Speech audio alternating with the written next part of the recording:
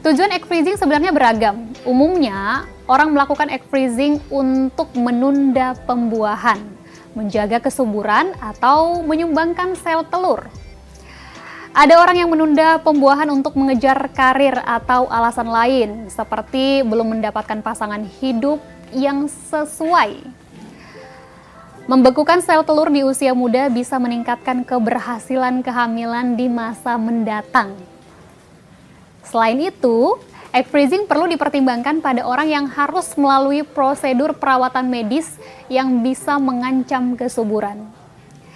Egg freezing pun dinilai solusi yang baik agar tetap ada peluang memiliki momongan setelah melalui prosedur medis. Perawatan medis yang bisa mengancam kesuburan antara lain kemoterapi untuk pengobatan kanker, ada diagnosis polycystic ovarian syndrome atau endometriosis. Karena tadi sudah dibekukan dalam minus 196 derajat, jadi dia aktivitas selnya kan akan berhenti. Nah, aktivitas sel berhenti ini otomatis dia tidak mengurangi kualitas sel telur.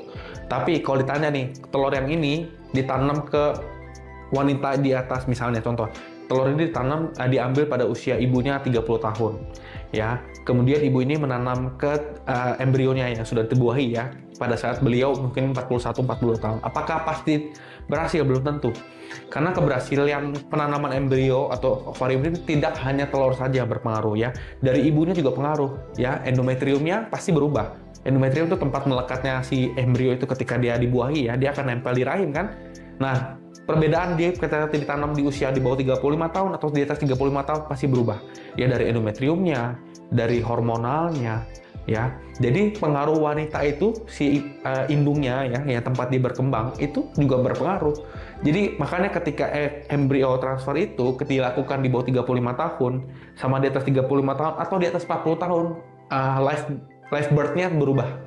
Ya, semakin muda ibunya makin sukses untuk terjadi yang disebut dengan live birth ya. Tapi di atas 35 atau di atas 40 dia akan semakin rendah seperti itu.